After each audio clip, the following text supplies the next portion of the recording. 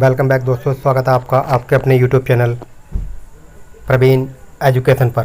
तो दोस्तों 4 अगस्त 2023 के दैनिक समसामयिकी में एक बार फिर से आपका स्वागत है, जो कि बहुत ही महत्वपूर्ण प्रश्नों की श्रृंखला है। एक को एक प्रश्न चुनकर रखा गया है। इस सीरीज में पहला प्रश्न हमारा 4 अगस्त 2023 के डेली करंट अफेयर सीरीज का पहला प्रश्न है। हाल ही में संयुक्त राष्ट्र महासचिव एंटोनियो गुटेरेस के अनुसार ग्लोबल वार्मिंग का युग अब समाप्त हो गया है। उनके अनुसार अब कौन सा युग शुरू हुआ है? Global ice, global violin, global cold wind, global flood. तो दोस्तों आपको इस प्रश्न का राइट आंसर बताना है। क्या होगा इस प्रश्न का राइट आंसर? चलिए दोस्तों देखते हैं। इस प्रश्न का राइट आंसर होगा option B, global violin.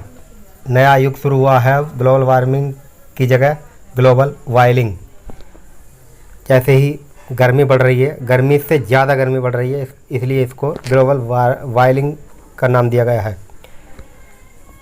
Next प्रश्न देखते हैं। प्रश्न नंबर 2। हाल ही में ऑस्ट्रेलिया का सर्वोच्च साहित्य सम्मान माइकल फ्रैंकलिन साहित्य पुरस्कार से किसे सम्मानित किया गया है? तो दोस्तों इस प्रश्न का राइट आंसर होगा ऑप्शन बी, शंकरी चंद्रन, जो कि भारतीय मूल के ऑस्ट्रेलियाई व्यक्ति हैं। इनको जो है ऑस्ट्रेलिया का सर्वोच्च सम्मान दिया गया है, सर्वोच्च साहित्य सम्मान, जिसका नाम है माइकल फ्रैंकलिन साहित्य पुरस्कार 2023। तो दोस्तों नेक्स्ट प्रश्न देखते हैं। प्रश्न नंबर 3। हाल ही में दुनिया का सबसे बड़ा म्यूजियम युगे युगीन भारत के किस शहर में स्थापित किया जाएगा? तो दोस्तों इस प्रश्न का राइट आंसर होगा ऑप्शन डी, नई दिल्ली। नई दिल्ली इस प्रश्न का राइट आंसर होगा। भारत का सबसे बड़ा म्यूजियम युगे युगीन, जो कि नई दिल्ली में स्थापित किया जाएगा। नेक्स्ट प्रश्न देखते हैं। प्रश्न नंबर 4। प्रश्न नंबर 4 है। हाल ही में किस राज्य में ब्रह्मपुत्र नदी में पहली अंडर वाटर सुरंग का निर्माण किया जाएगा? हाल ही में किस राज्य में ब्रह्मपुत्र नदी में देश की पहली अंडर वाटर सुरंग का निर्माण किया जाएगा? Option A Assam, option B Tripura, option C Nagaland, option D Paschim Bangal. तो दोस्तों इस प्रश्न का राइट आंसर होगा ऑप्शन ए, असम। असम में जो है ब्रह्मपुत्र नदी में देश की पहली अंडर वाटर सुरंग का निर्माण किया जाएगा। तो दोस्तों नेक्स्ट प्रश्न देखते हैं। प्रश्न नंबर 5। हाल ही में राष्ट्रीय शहीद स्मारक पर रेलवे सुरक्षा के लिए एक राष्ट्रीय संग्रहालय का निर्माण कहाँ किया जा रहा है? तो दोस्तों option A Bhopal, option B Vadodara, option C Lucknow, option D Kolkata.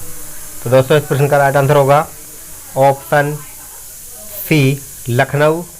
उत्तर प्रदेश में राष्ट्रीय शहीद स्मारक पर रेलवे सुरक्षा के लिए राष्ट्रीय संग्रहालय का निर्माण किया जा रहा है। तो दोस्तों नेक्स्ट प्रश्न देखते हैं। प्रश्न नंबर हाल ही में यूरोपीय धरती पर 2 एटीपी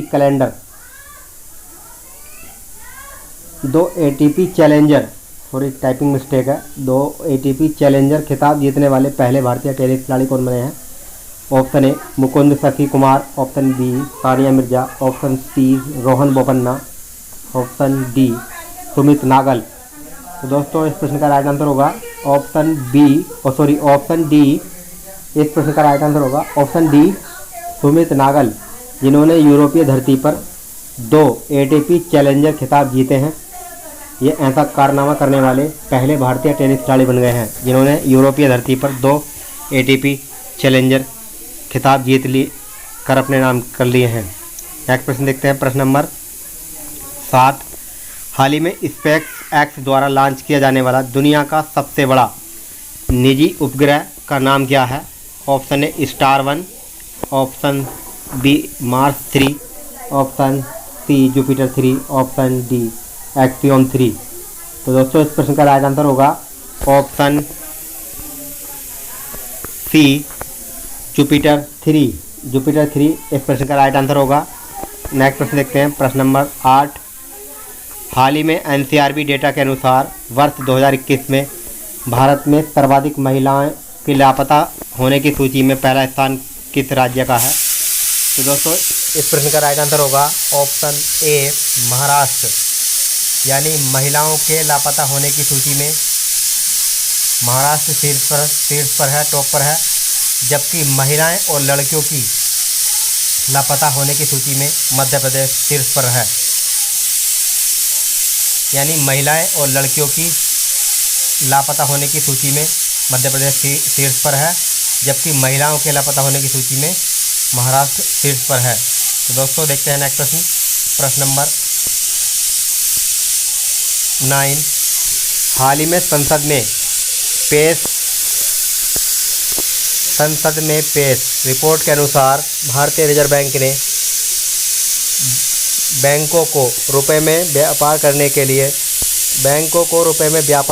लिए कितने देशों में बोस्टरो खाता खोलने की अनुमति दी है? तो दोस्तों option A 19, option B 20, option C 21, option D 22।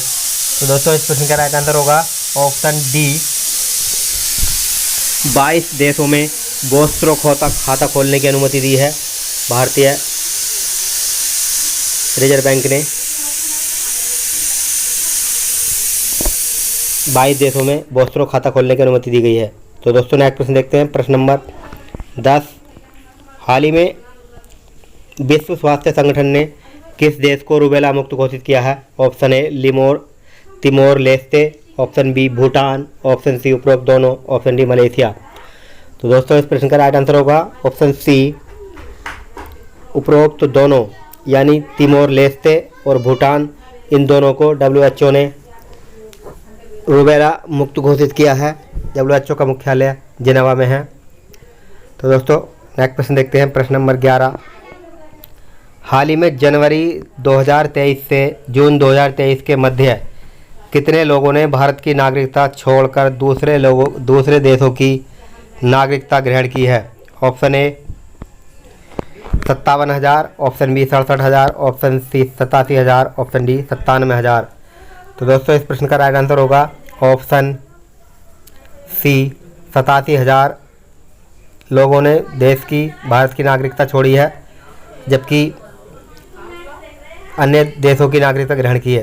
तो दोस्तों यदि किसी व्यक्ति को किसी देश की नागरिकता पानी हो तो कम से कम उसे 10 वर्ष तक देश में रहना होता है।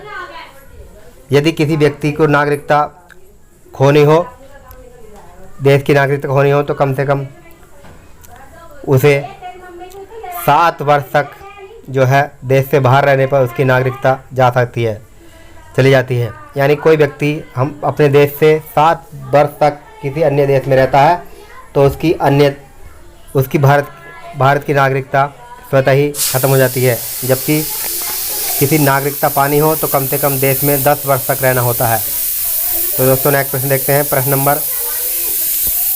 हाल ही में प्रधानमंत्री मोदी जी ने दिल्ली के प्रगति मैदान में पुनर्निर्मित इंटरनेशनल एग्जीबिशन कन्वेंशन सेंटर का उद्घाटन किस नाम से किया है? Option A India Mandapam, option B Bharat centre, option C Bharat Mandapam, option D G20 Mandapam.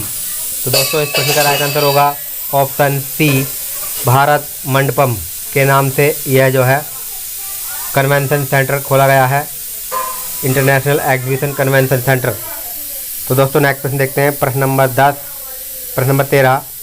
हाल ही में NTCA की रिपोर्ट के अनुसार 785 बाघों की संख्या के मामले में कौन सा राज्य देश में शीर्ष पर रहा है? यानी option A Madhya Pradesh, option B Karnataka, option C Uttarakhand, option D Uttar Pradesh. तो दोस्तों इस प्रश्न का राइट आंसर होगा ऑप्शन ए मध्य प्रदेश। 782 बाघों की संख्या के मामले में जो है